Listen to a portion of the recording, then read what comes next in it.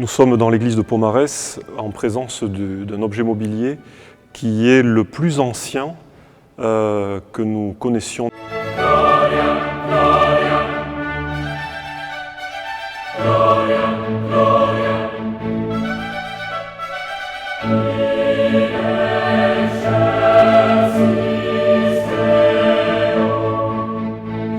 L'église est consacrée à Notre-Dame.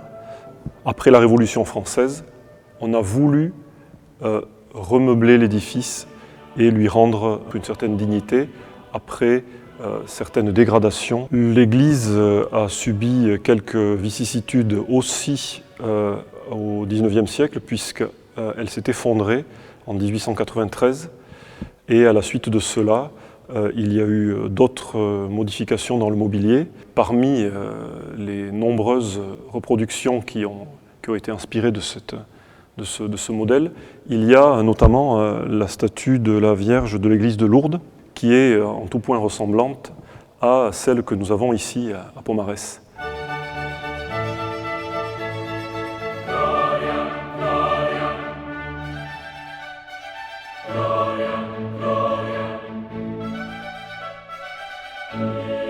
Le Seigneur affirme qu'il mettra l'hostilité entre le serpent et la femme, entre la descendance de la femme et celle du serpent. Et à partir de ces faits, nous sommes amenés justement à la vérité ou au dogme de l'Immaculée Conception. Son visage, certains diraient, mélancolique ou triste, et ses mains ouvertes fait justement le mouvement de l'âme qui monte vers le Seigneur.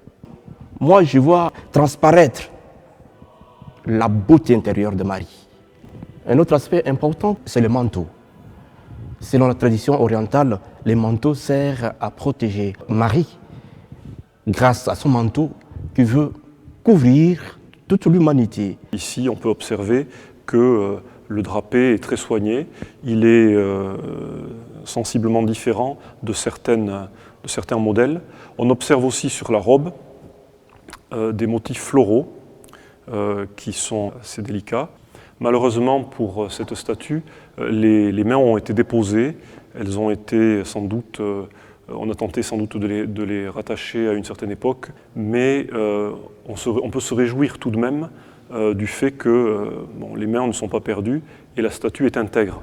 En revanche, on peut observer ici ou là de nombreuses altérations sur la dorure à la feuille jusqu'au stuc qui a pu sauter. On ne l'a redécouverte que très récemment, mais dans un état qui est aujourd'hui assez préoccupant.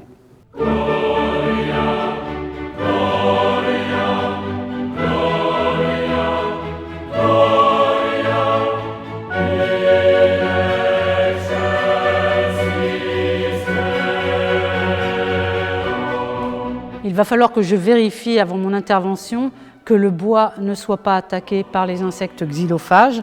S'il est avéré que la sculpture est attaquée, nous réaliserons en fait une anoxie, c'est-à-dire qu'on met la sculpture dans une poche qui est fermée hermétiquement et dans lequel on met des sachets qui sont destinés à capter l'oxygène et c'est comme ça en fait qu'on tue les insectes et les larves. Suite à cette opération, il y aura une opération de refixage de la polychromie ou des dorures.